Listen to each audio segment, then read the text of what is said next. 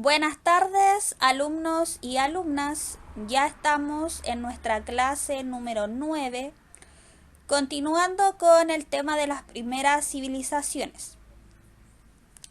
En esta clase vamos a abordar el tema de la organización político-social que tuvieron estas primeras civilizaciones. Lo primero que tenemos que tener en cuenta guarda relación con un tema que nosotros ya vimos, que tiene que ver con el periodo neolítico y el hecho de que en este periodo va a surgir el descubrimiento, ¿cierto?, de la agricultura, que va a permitir, en primer lugar, que las personas puedan conseguir, ¿cierto?, su propio alimento y ya no tengan que estarse desplazando en busca de él. Por lo tanto, se van a volver, ¿cierto?, sedentarios. Pero además de eso, las personas comenzaron a producir más alimentos de los que realmente necesitaban para consumir. Y a eso se le va a denominar como excedentes alimenticios, ¿ya? O sea, era como todo el alimento que ellos producían, ¿cierto?, de más.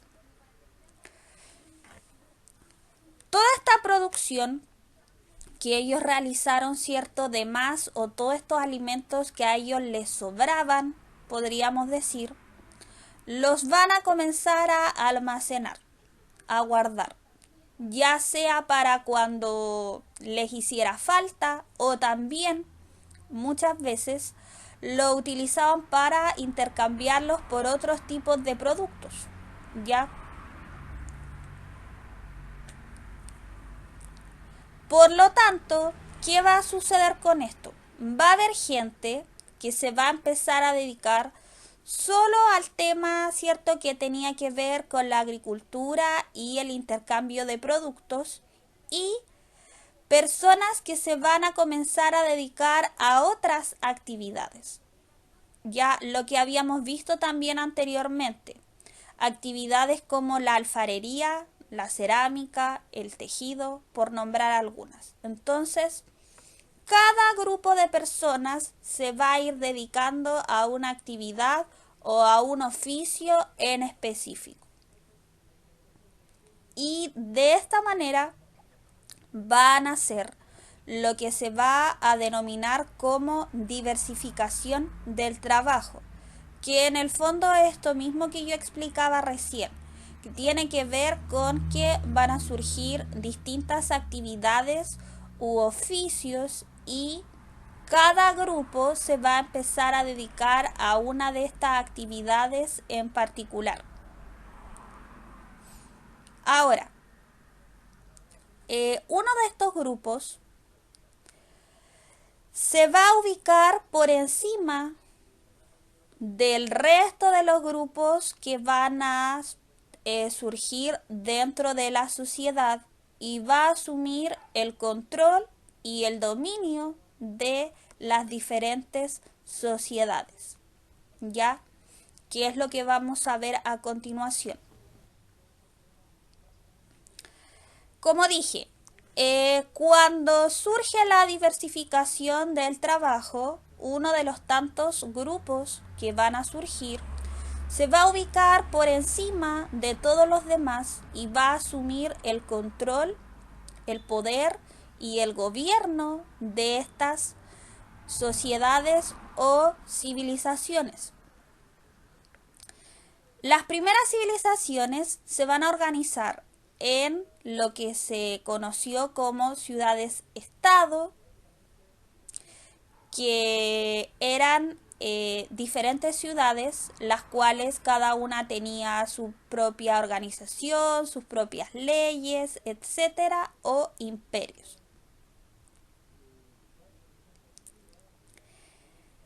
Independiente de cuál de estos dos tipos de organización tuvieran, que no vamos a ahondar mucho en ello en esta oportunidad, sino que estos conceptos los vamos a ver en detalle un poco más adelante.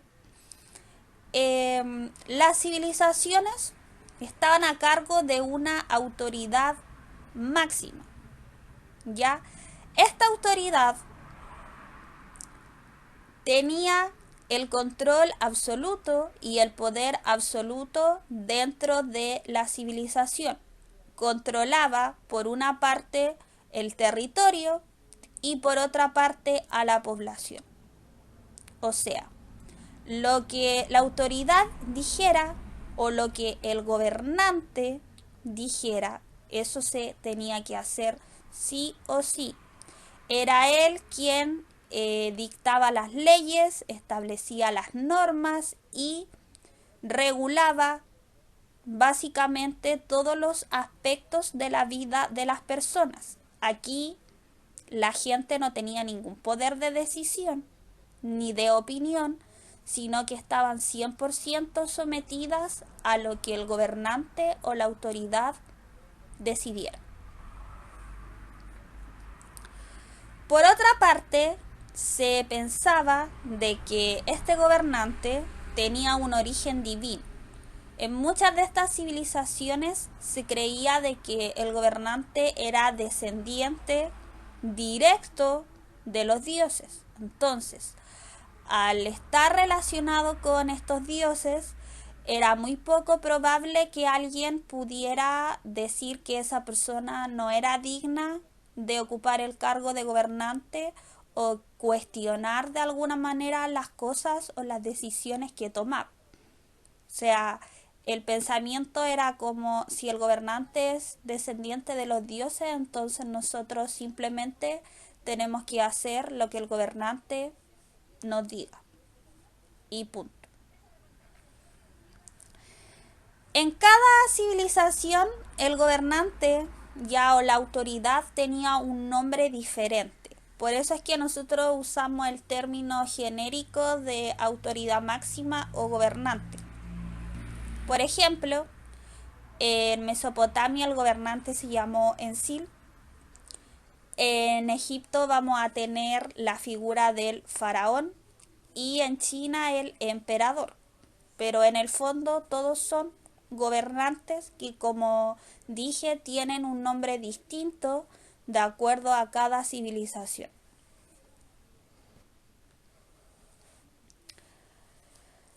En relación al otro punto que tiene que ver con la organización social, como mencionamos anteriormente, van a surgir distintos grupos dedicados a una actividad específica. ¿Ya? Acá tenemos dos conceptos bastante importantes. Uno es el de estratificación y el otro es el de jerarquización social. El concepto de estratificación tiene que ver con esto, con que las sociedades estaban organizadas en diversos grupos sociales y cada uno de estos grupos se dedicaba a una actividad específica. Y la jerarquización social tiene que ver con que estos grupos se clasificaban o se ordenaban de acuerdo al nivel de poder que cada grupo tenía dentro de la sociedad. Y aquí podemos ver esta jerarquización social o este orden.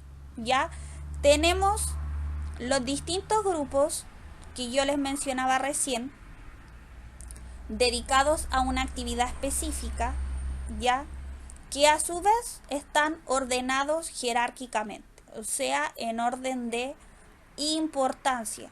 Y esa importancia, como decía recién, tiene que ver con el poder que ellos tenían dentro de la sociedad. Acá podemos ver los nombres de cada uno de estos grupos, ¿cierto? Donde obviamente en la parte superior de esta pirámide, recordar que cuando nosotros queremos representar estructura social, siempre utilizamos este dibujito que es la pirámide, donde los grupos más importantes se van a ubicar en la parte de arriba, ¿cierto?, de la pirámide, y los menos importantes siempre van a ir en la parte, ¿cierto?, de abajo de esta pirámide. Por lo tanto, el grupo más importante, ¿cierto?, tiene que ver con la autoridad política o el gobernante, que era el que mandaba, ¿cierto?, y decidía todo, y por eso es que se va a ubicar arriba, y sus familiares. En segundo lugar tenemos a los sacerdotes. Esto porque el tema religioso, como vamos a ver en una próxima clase, era sumamente importante. Por eso es que los sacerdotes, que eran los que estaban ligados a la religión, vamos a ver aquí que están en segundo lugar, más los funcionarios que trabajaban cerca del rey y su familia, y los soldados. Y luego ya tenemos los otros grupos, los comerciantes y artesanos, los campesinos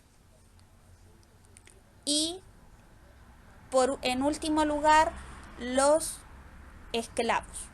¿Ya?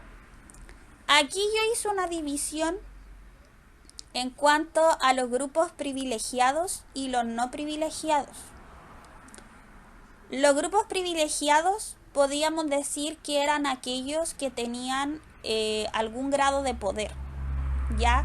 Si bien anteriormente dijimos, cierto, que el gobernante era quien tomaba las decisiones y ordenaba básicamente todo, los sacerdotes y los funcionarios, al estar relacionados con el gobernante, también tenían cierto grado de poder o de influencia, ¿ya?